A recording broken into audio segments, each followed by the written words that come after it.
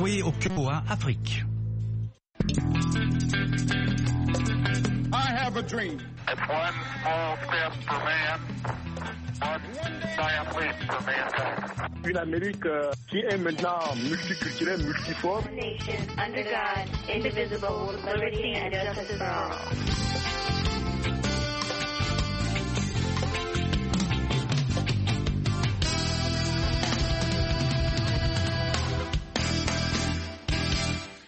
Mesdames, Messieurs, bonsoir. Ravi de vous retrouver dans le cadre de l'Amérique et vous, édition du 1er décembre 2023. Vous êtes sur VOA Afrique.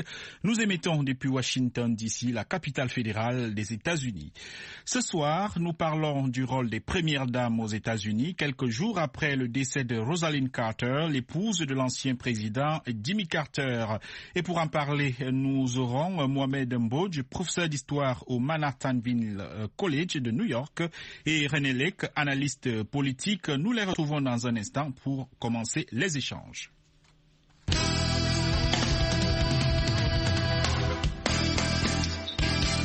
Professeur Mohamed Mbodj, bonsoir. Bonsoir. René Lec, analyste politique, bonsoir. Bonsoir Mohamedou. Voilà. Commençons tout de suite, professeur Mohamed Mbodj, par le rôle des premières dames, qui sont généralement aux côtés de leur mari pendant les campagnes électorales et même lorsqu'ils prêtent serment devant sur la Constitution, la Bible. Elles sont là à leur côté, elles participent parfois activement à leurs activités, mais visiblement elles n'ont pas de rôle constitutionnel. Est-ce qu'il y a des textes de loi, est-ce qu'il y a des documents officiels qui encadrent le rôle d'une première dame aux États-Unis? Non, de façon formelle, non. Mais c'est une pratique et une vieille pratique qui devient un peu, comme on dit dans le jargon américain, grandfathered. C'est-à-dire que c'est devenu une tradition. Une tradition qui est née, bien entendu, de la tradition européenne où il y avait un couple royal, donc le roi et la reine, avec tout ce que cela signifie comme apparat et quelquefois aussi pouvoir pour la reine. Et donc, de ce point de vue-là, que Martha Washington, la femme de George Washington, apparaissent un peu dans ce cadre-là était assez logique et par la suite c'est devenu une sorte d'institution qui n'est pas inscrite de façon formelle et très claire par la loi américaine, par la Constitution, mais une pratique où donc elle va disposer d'un bureau, elle va disposer d'assistants, elle va disposer d'un budget et tout ça en marge du budget dont dispose donc son président, le mari, et qui fait que c'est une sorte d'annexe de la présidence. Maintenant, d'annexe a joué un rôle important, effectivement. L'histoire de temps en temps a fait que ces premières dames ont joué des rôles suffisamment importants pour que cela soit noté par les historiens. Alors René Lec, le professeur Mbodj le dit bien, les premières dames disposent d'assistants, de bureaux et parfois d'un rôle reconnu par la coutume, la tradition aux États-Unis. Mais selon vous, pourquoi est-ce que ce n'est pas formel? Pourquoi est-ce qu'on ne formalise pas son rôle officiellement, René Lec? Oui, au fond, comme le dit mon ami Mohamed Mbodj, ce n'est pas inscrit dans la Constitution, ce n'est pas un rôle formel, mais c'est un rôle qui est quand même relativement important, du moins en tout cas du point de vue de la symbolique dans la gestion des affaires du pays. D'abord, elle est l'hôte de la Maison-Blanche, ce qui est une évidence. En plus de ça, à une époque où c'était un rôle prépondérant pour les femmes à l'époque. Heureusement, les choses sont en train de changer. Elle a un rôle de représentation des États-Unis, aux États-Unis comme à l'intérieur du pays, comme à l'extérieur. Et bien entendu, elle a un rôle de soutien et de conseil au président de la République. Alors, la plupart des First Ladies ont eu des projets notamment... elles ont défendu des causes sociales très particulières. On pourra, il y a quelques exemples selon les First Ladies. Et elles ont aussi un rôle diplomatique, même s'il est non officiel.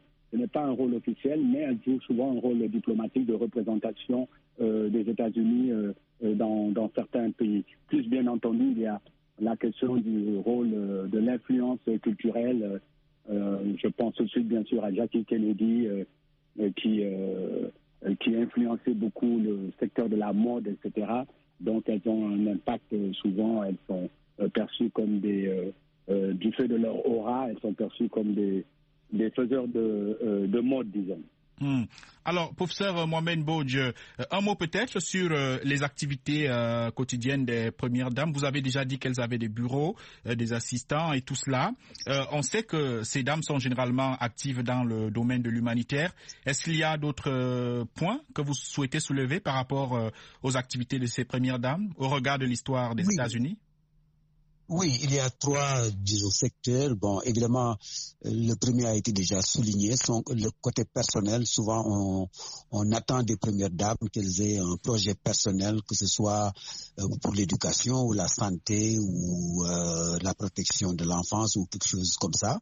Dans un deuxième domaine, et comme l'a dit mon ami que je salue en passant, mon ami de longue date, René, que je salue en passant, il y a un rôle diplomatique où donc la première dame peut fonctionner comme envoi, comme ambassadeur de son mari et représentant de son mari, pas tellement dans des négociations, mais souvent dans ce qu'on peut appeler une représentation cérémonielle où il est bon que les États-Unis soient représentés par une personnalité de premier plan et surtout pour ce qui est de la couverture par la presse et donc une sorte de pratique de politesse pour cette première dame. Et quelquefois cette première dame, disons, a réellement un rôle d'ambassadeur et peut effectivement fonctionner.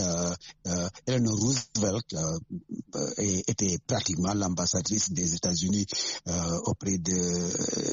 durant la naissance des Nations Unies. Donc on peut effectivement imaginer que c'est un rôle important. Maintenant, le troisième rôle qui est un peu plus, disons, fixe, c'est un peu la gardienne de la maison du White House. Qu'est-ce que ça veut dire? C'est elle qui arrange, c'est elle qui s'occupe du décor, c'est elle qui organise les dîners, que ce soit des dîners avec des politiciens ou des dîners avec des visiteurs de marque, des autres étrangers, d'autres présidents, etc., etc. Disons, elle est un peu en charge de la supervision de tout ce qui est cérémonie qui se déroule donc à la Maison Blanche et donc mais aussi d'une partie du calendrier du président, surtout sur le plan social, et où donc elle peut filtrer et elle peut recommander donc des entrevues avec le président parce qu'elle a une sorte de première vue ou de premier aperçu sur son calendrier et donc peut quelquefois intervenir et suggérer des choses. Donc voilà ces trois fonctions qui sont plus ou moins délimitées par la tradition, encore une fois. Et il faut aussi se mettre en tête que les États-Unis, quand ils élisent leur président, ils élisent en même temps une équipe. C'est pourquoi il y a un vice-président. Et d'une certaine façon, cette dame est un peu incorporée dans cette équipe de la présidence. Donc, elle n'est pas fondamentalement pas le numéro 3 après le vice-président ou la vice-présidente comme on en a actuellement, mais elle fonctionne un tout petit peu comme ça. Alors, René Lec, vous l'avez dit, la première dame n'a pas un rôle formel, constitutionnel, mais il se trouve quand même que, vous l'avez dit, certaines premières dames ont des projets, les projets dans le domaine de la santé, de l'humanitaire. Ça veut dire qu'elles ont accès à des fonds publics, à de l'argent public. Alors, comment faire la démarcation entre les fonds publics que la première dame gère et les fonds peut-être qu'elle pourrait gérer à titre personnel dans le cadre de ses activités? Est-ce que le Congrès lui alloue un budget? Comment ça se passe par rapport aux fonds qu'utilisent les premières dames pour leurs activités? Alors oui, ça c'est une très bonne question, une question très importante, surtout pour les auditeurs en Afrique. Il y a une distinction très très nette entre les fonds publics et les fonds privés ou les fonds de fondation. Là, souvent, elles ont des fondations. Et donc ça, c'est considéré comme des fonds privés. Mais les fonds publics sont complètement séparés et ils ne peuvent utiliser que dans des activités de représentation officielles, que ce soit ici aux États-Unis ou à l'extérieur du pays. Donc à ce moment-là, c'est sur les fonds publics de la Maison-Blanche. Mais par contre, tout ce qui est sur les activités, les initiatives personnelles, alors ça se fait sur fonds personnels ou sur les fonds de la fondation. Et il y a un audit qui se fait régulièrement, et comme vous savez, ici aux États-Unis, cela est pris très au sérieux. Alors, parmi les activités de ces first ladies, de ces premières dames, on a eu des cas assez intéressants. Par exemple, Laura Bush, la femme de George Bush, était très impliquée dans les projets d'éducation, où elle a soutenu son mari, qui avait un projet extrêmement important, qui a défini même un peu sa présidence en dehors de la question étrangère, notamment la question de l'Irak. C'était un projet d'éducation et Laura Bush a joué un rôle très important là. Engagement social, par exemple, avec Michelle Obama, qui a joué un rôle très important. Elle avait une initiative sur la santé et le bien-être des enfants. Elle était très active et ça, elle a utilisé, en termes d'activité personnelle, elle a utilisé des fonds privés. Il y avait Eleanor Roosevelt, dont parlait Mohamed tout à l'heure. Elle a joué un rôle très important pendant la Grande Dépression et pendant la Seconde Guerre mondiale. Et comme vous savez, c'était une des grandes activistes féministes, donc gestion des crises. Et ensuite, Nancy Reagan était connue également pour être un support important de son mari en matière de communication. Lui-même, un ancien acteur, était un grand homme de communication et de ce point de vue-là, il s'appuyait beaucoup sur elle, pour son image. Et la dernière à laquelle je pense, c'est Hillary Clinton, qui, bien sûr, elle peut-être c'est celle qui a été le plus impliquée d'un point de vue politique dans les activités des affaires de son mari. Alors, un mot peut-être, Mohamed Mbodj, sur cette question, l'argent que gèrent les premières dames? Oui, je crois que René a fait le tour complet. Donc, il y a bien une distinction entre ce que la première dame et son mari, à travers des fondations, peuvent lever, et donc sont des fonds privés qu'ils vont employer à des projets, qui d'ailleurs peuvent être des projets politiques, bien entendu. Mais de l'autre côté, lorsqu'il s'agit de fonds dégagés par le Congrès, à ce moment-là, la première dame fonctionne un peu comme une sorte de chargée de mission. Elle n'a pas de salaire. Elle n'a pas droit à une retraite, disons, en proportion de ses fonctions ou de ce qu'elle a fait à la Maison-Blanche à côté de son mari. Donc, son rôle est complètement sans salaire, mais néanmoins, lorsque le président l'envoie dans une sorte de mission, aller me représenter à Londres ou à Paris. Là, il y a des frais de mission. Il y a bien entendu tout ce qui fait que les États-Unis soient bien représentés à ce niveau-là. Mais il n'y aura pas de, même à ce niveau-là, il n'y aura pas de rémunération personnelle. Quand je dis frais de mission, il s'agit bien de prendre en compte le transport, le logement, peut-être les réceptions, quelquefois même la garde-robe, mais il ne s'agit absolument pas pour que la première dame dise j'ai travaillé 15 jours pour le président, donc payez-moi ça. Non, ça n'existe pas dans le système américain. Elle n'est pas élue. Voilà, elle n'est pas élue et elle n'a pas droit aussi à un salaire comme les élus du Congrès. Voilà.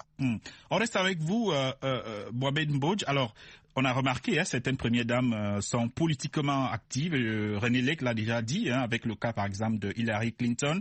On a d'autres premières dames qui se sont montrées un peu moins actives, un peu moins présentes. C'est le cas, par exemple, de Melania Trump. Comment expliquer l'engagement des premières dames? Selon vous, c'est dû à leur tempérament? C'est dû à la présence de leur mari, par exemple, Donald Trump, qui était un peu trop présent pour que son épouse puisse exister politiquement? Comment expliquer l'engagement des premières dames sur la scène politique? Mohamed Mbodj. Cet engagement se justifie quelquefois par des raisons tout à fait évidentes. Par exemple, le président Wilson, parce qu'il était tombé malade et paralysé et cloué au lit.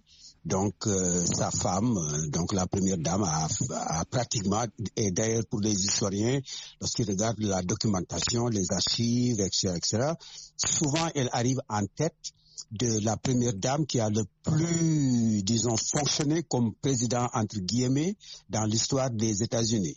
Donc, souvent, les gens pensent à Hillary Clinton ou à Rosalind Carter, mais actuellement, c'est vraiment la femme du président Wilson qui semble avoir été celle qui s'est vraiment a mis la main à la pâte d'une façon très claire et très nette à l'époque, donc à la fin de la Première Guerre mondiale, et qui semble être donc celle qui a le plus joué ce rôle. Bon, donc ça, c'est des circonstances, c'est évident. Il y a aussi certainement la personnalité même et l'ambition politique de ces premières dames. Hillary Clinton n'a jamais caché ses ambitions et quelquefois même beaucoup de gens ont pensé que peut-être elle aurait pu réussir mieux si son mari n'était pas Bill Clinton. Donc de ce point de vue-là, c'est évident que son ambition personnelle donc lui fait que si elle le poursuit, elle va effectivement assumer des rôles, elle va vouloir faire des choses et donc mettre son empreinte dans l'histoire. Maintenant, pour ce qui est du président Trump, par exemple, sa femme ne peut pas jouer un rôle très important. D'une part, parce que le président Trump lui-même ayant été marié plusieurs fois, ça diminue un tout petit peu ce que je peux appeler le poids ou la représentativité en tant qu'épouse supportant son mari. Il y a l'écart de l'âge, bien entendu aussi, qui fait que certainement il y a peut-être une sorte de difficulté à ce que ces deux caractères fonctionnent en même temps et ensemble. Et troisièmement, elle est d'origine étrangère et donc il y a certainement quelque chose de ce point de vue-là qui fait que peut-être elle s'est un peu elle-même restreinte, disons, dans cette elle s'est abstenue d'avoir une activité plus importante pour ne pas créer donc une sorte de bruit autour de son mari, autour de ses origines à elle, et aussi autour, bien entendu, de son itinéraire personnel en tant que mannequin, donc modèle, donc et qui souvent pour certains ne fait pas sérieux. C'est pas le profil d'une première dame. Elle n'est pas. Voilà. Alors, René Lec, les premières dames, est-ce qu'elles impactent sur la perception que l'opinion a de leur époux? Est-ce qu'on juge parfois les présidents américains en fonction de ce que sont leurs épouses? Si oui, comment et pourquoi? Oui, mais écoute, c'est souvent le cas. En fait, si vous regardez les sondages, pratiquement de tous les présidents, en tout cas de l'ère moderne, ou disons pour être plus prudent, je devrais dire en tout cas depuis une quarantaine d'années où je suis aux alentours, les premières dames ont toujours une popularité plus grande que leur époux. Bon, vous me direz que c'est parce que justement elles ne sont pas aux affaires, donc toutes les décisions impopulaires, ce n'est pas elles qui les prennent. C'est certainement que ça joue un rôle. Mais aussi c'est que le rôle de représentation dans lequel elles n'interviennent que sur des actions, j'ai presque envie de dire positives, à impact positif. Elles ne sont pas impliquées dans les actions difficiles, donc ça fait qu'elles gardent une popularité importante. Et plus elles sont populaires, plus cela, bien entendu, bénéficie à leur mari, et souvent plus leur mari les met même en avant, ou l'administration de leur mari, les chargés de communication et autres, les mettent en avant. Et donc, et parfois, elles peuvent servir de bouclier. Par exemple, si vous prenez le cas de Michelle Obama, malgré le fait que la droite, un peu l'extrême droite, s'est beaucoup attaquée à elle pour des raisons évidentes, notamment liées à la couleur de sa peau, entre autres, sur des questions de mode, etc., le fait qu'elle avait souvent des habits sans manches, etc., malgré tout cela, elle était extrêmement populaire au point que un nombre important de gens dans les milieux démocrates se disent qu'un jour elle pourrait être une bonne candidate à la présidence. Alors, Mohamed Bouadj, la presse et l'opinion publique, est-ce qu'elles sont exigeantes? Est-ce qu'elles ont des attentes vis-à-vis des premières dames? Si oui, ce seraient lesquelles? Ah oui, tout à fait. Elles ont, la presse est toujours intéressée, donc, et en particulier, donc, un sujet féminin à la Maison Blanche, c'est toujours la curiosité. Que ce soit un tout petit peu pour créer une sorte de couple royal comme, par exemple, les Kennedy, donc Jacqueline et John. Et John Kennedy était un peu une sorte de couple royal dans une république d'une certaine façon. Et je crois que René a mentionné en particulier le côté star, le côté influence sur la mode, sur les artistes, etc. de Jacqueline Kennedy. Ça c'est attendu d'une certaine façon. Et d'une certaine façon aussi, ça humanise un tout petit peu la Maison Blanche. C'est une famille où il y a un homme et une femme et quelquefois des enfants entre eux. Et donc, de cette façon-là, c'est très représentatif de ce que l'Américain moyen considère comme étant la norme, comme étant la réalité de tous les jours. Parce que fondamentalement, c'est la cellule familiale qui fonde donc la société. Et si la Maison Blanche est représentée de cette façon-là, c'est parce qu'il y a bien une femme, donc une dame qui incarne le côté féminin donc dans ce couple-là. Et troisièmement, il y a aussi très certainement la presse, elle cherche la petite bête, entre guillemets, vous m'excusez tous les deux, mais d'une certaine façon, il est bien évident que dans un couple, qu'il soit uni ou ne soit pas uni, pour un journaliste, découvrir qu'il y a un problème entre le président et sa première dame, c'est un scoop, c'est fondamentalement une carrière assurée dans une sorte de frénésie de la presse. Et la presse joue bien ce rôle. Et les premières dames et leurs maris le savent très bien. C'est pourquoi d'ailleurs ils essaient de présenter des fronts unis qui sont quelquefois très factices en quelque sorte. On a bien l'impression qu'il y a des lézardes, mais ces lézards ne seront jamais laissés se développer en faille et pour ne pas effectivement attirer la presse sur des scandales. René Léque, alors, elles n'ont pas toutes les ambitions de devenir un jour présidente ou même d'entrer dans l'arène politique, mais est-ce qu'il y a des chances qu'une première dame devienne président? Si oui, quelles seraient les forces et les faiblesses d'une première dame qui aspirerait à son tour à diriger la Maison-Blanche? Oui, Mohamedou, permettez-moi de relever juste cette expression de Mohamed que j'ai vraiment adorée. Allez-y. Je pense que elle décrit bien le rôle de la première dame quand il dit qu'elle humanise. C'est vrai que la première dame aux États-Unis, c'est une manière d'humaniser. Elle humanise le poste de président de la République. Elle humanise la présidence d'un homme. Il donne un caractère où il y a une sorte d'identification pour un Américain ordinaire, pour la population. Il s'identifie humainement au président à travers son épouse qui donne l'impression qu'au fond, il est un peu comme tout le monde. Donc j'ai bien aimé cette expression qu'a utilisée tout à l'heure Mohamed. Oui, des femmes qui ont des épouses de présidents qui ont des ambitions politiques et qui peuvent devenir présidentes, ça il y en a eu déjà dans le passé, hein. Peut-être qu'ils ne se sont bien entendu pas matérialisés, mais qui en avaient la capacité. Je pense que l'une des plus influentes politiquement en dehors de ce dont parlait tout à l'heure Mohamed à propos de Wilson, c'est Eleanor Roosevelt, qui était extrêmement influente, qui était elle-même une powerhouse, comme on dit ici. Elle a joué un rôle important dans la lutte pour les droits civiques. C'était une grande féministe. Elle était très très influente.